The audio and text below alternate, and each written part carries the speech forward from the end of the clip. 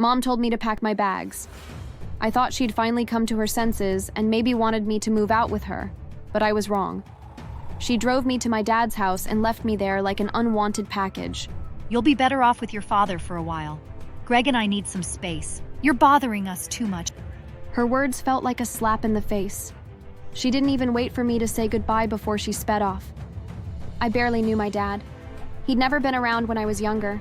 Living with him was worse. He was cold, dismissive, and cruel. His idea of taking care of me was throwing a piece of stale bread on the table and telling me to figure out the rest. You're not my responsibility. You should have stayed with your mother. I tried to call my mom, but she never answered. Weeks turned into months, and I realized she wasn't coming back for me. Before everything fell apart, life with my mom was simple but happy. It was just the two of us in our small but cozy apartment. We didn't have much, but we had each other, and that was enough. My mom worked long hours at a restaurant, and I helped out by doing chores and studying hard to make her proud. She'd come home exhausted but always found time to ask about my day, listen to my silly teenage drama, or binge-watch TV shows with me. She was my rock, my everything. Things changed when she met Greg. At first, Greg seemed like a dream come true for Mom. He was charming, polite, and generous. He brought flowers for her and chocolates for me when they first started dating. He'd compliment my grades and even helped me fix my bike once. Mom was smitten, and I was happy for her. But then he moved in. At first, it was okay. He still played the nice guy, cooking dinner sometimes and cracking jokes to make us laugh. I thought maybe, just maybe, this could work. But the mask slipped when Mom wasn't around. It started with small things. Comments that felt off but were easy to brush aside. Sally, that skirt is a little short, don't you think? I shrugged it off, assuming he was just being protective.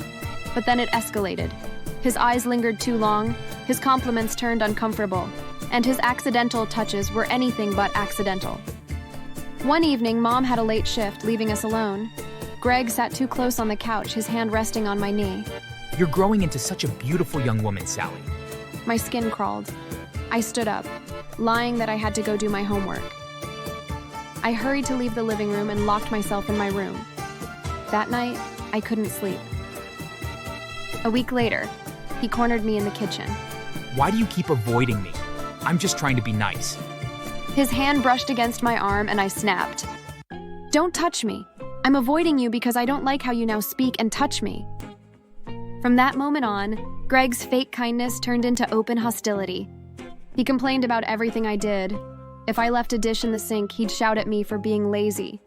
If I got an A on a test, he'd sneer and say it wasn't good enough. He'd pick fights over nothing, and Mom always took his side. She's a spoiled brat, Linda. You let her walk all over you. He said that over every little mistake I make. I'd yell back, trying to defend myself, but Mom would shut me down. Sally, stop being so difficult. Greg's just trying to help. Help? No. He was trying to destroy me. The breaking point came one night when Greg barged into my room. I just clocked 16 sitting at my desk working on an essay. You know, you should be nicer to me. I could make things really easy for you.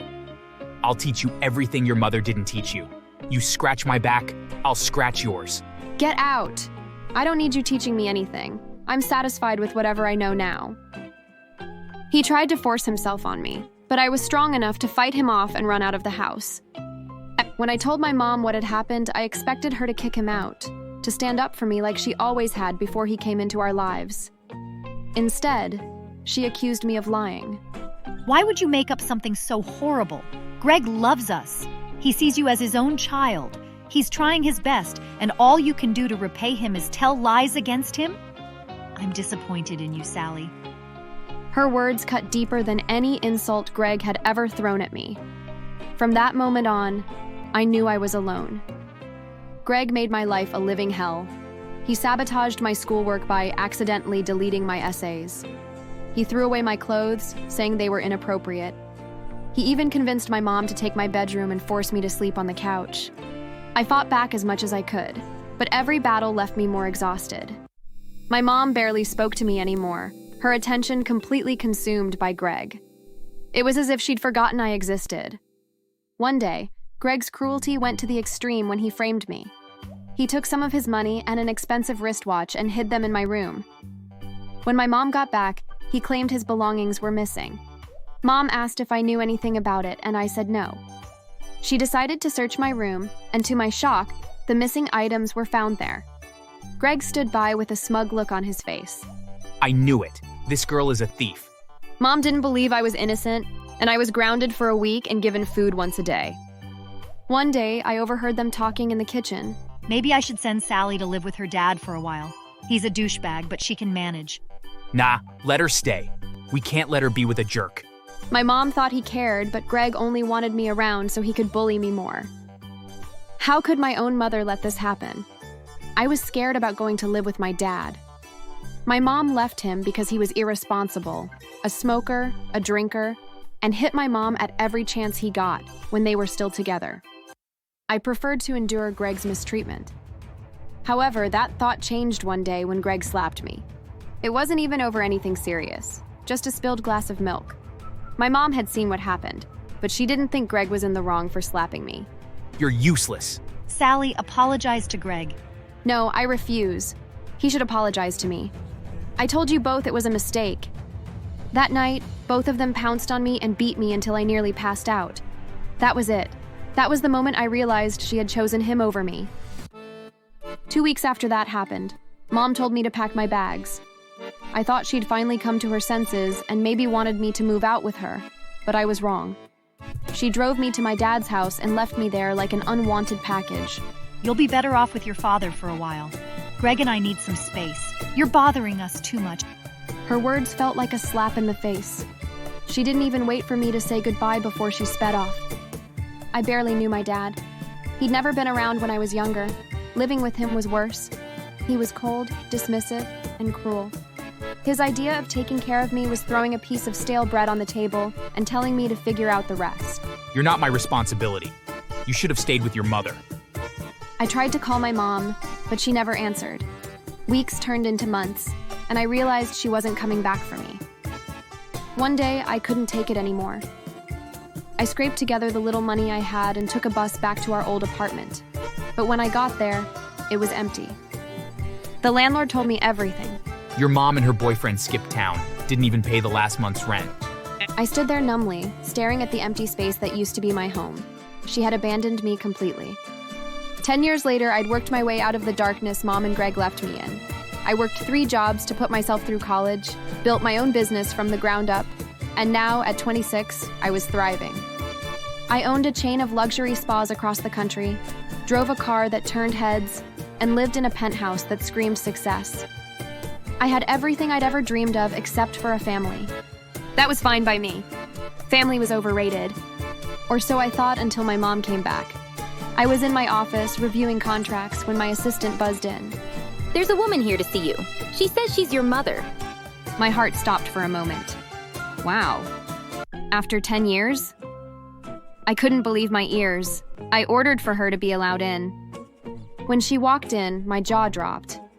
She looked so different in a bad way, and she clutched a cane as if her life depended on it. I let myself pity her for a moment before my heart hardened. What do you want? I need your help. Of course she did. What else would make her find me after 10 years? Help? That's rich coming from the woman who abandoned me. I know I've made mistakes, Sally, but I'm sick. I have cancer. The treatments are expensive, and I don't have anyone else. You're lying. How would you not have anyone else?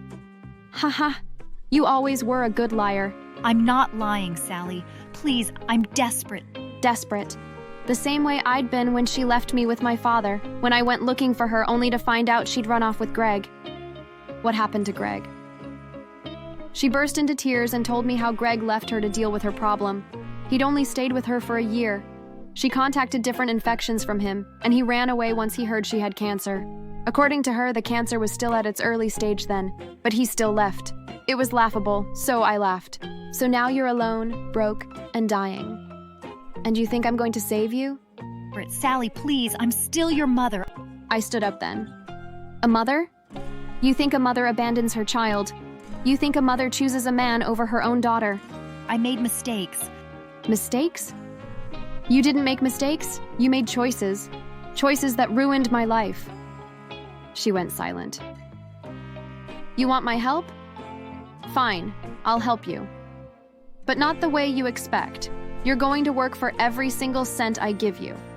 You'll clean toilets in my spas, scrub floors, take out the trash. Sally, I'm sick. I can't do such. You should have thought about that before you walked out on me. When I was crying myself to sleep on a filthy couch or starving because Dad forgot to feed me, did you care? No. You made your bed, Linda. Now you'll lie in it. You don't deserve my kindness. You don't deserve to call yourself my mother. Please, Sally. I'll die without treatment. Then die. You didn't care if I lived or died back then. Why should I care now? She broke down, sobbing uncontrollably, but I felt nothing. She agreed to work for me. For 2 weeks, she worked so hard. I made sure she was given extra work. However, she couldn't go more than 2 weeks. Her body was failing. When she came to beg for half her payment, I framed her with stealing. I'd secretly put one of my expensive watches in her bag. So while everyone was getting searched, the watch was found in her bag. I ordered them to deal with her, and they beat her up in front of me, some spitting on her, before I stopped them.